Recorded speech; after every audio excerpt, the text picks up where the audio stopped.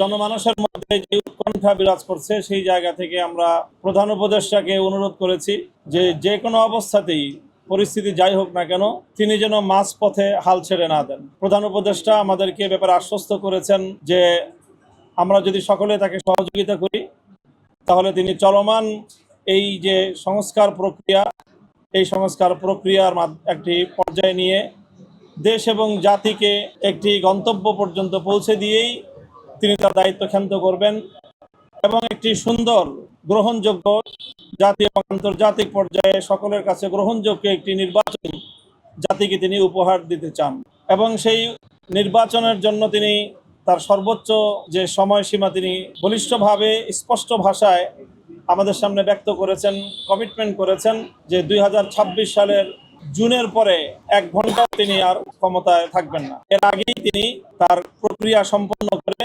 নির্বাচন দিবেন। আমাদের পক্ষ থেকে আমরা 3টি বিষয়কে গুরুত্বের সাথে উপস্থাপন করেছি।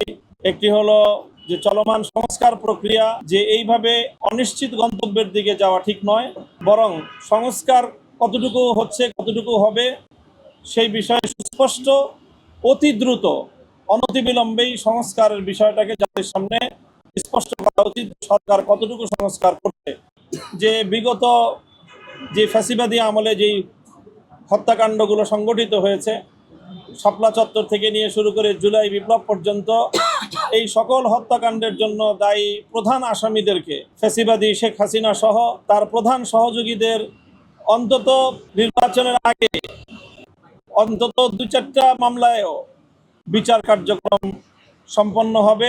যে করিডোর এবং বন্দর ইস্যুতে দেশ এবং জাতির স্বার্থ বিরোধী কোনো কার্যকলাপ অন্তত তার দ্বারা সম্পন্ন হবে না। তিনি তার উপর আস্থা রাখার জন্য আমাদেরকে বিশেষভাবে অনুরোধ করেছেন।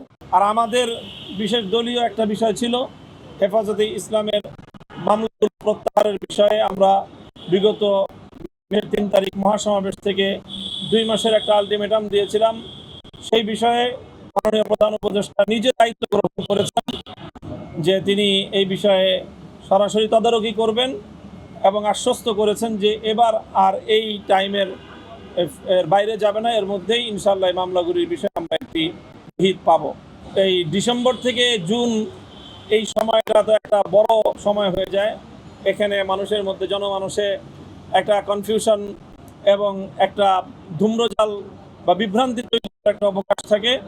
সেই প্রেক্ষিতেই তিনি বলেছেন যে চূড়ান্ত কথা হলো যে যেভাবেই হোক জুনের মধ্যে আমি নির্বাচন সম্পন্ন করব। আমরা তাকে আশ্বস্ত করেছি যে দেশ জাতি পুনর্গঠনে আন্তর্জাতিক অঙ্গনে বাংলাদেশের ভাবমূর্তি উন্নয়নের ক্ষেত্রে আমরা তাকে সহযোগিতা করব।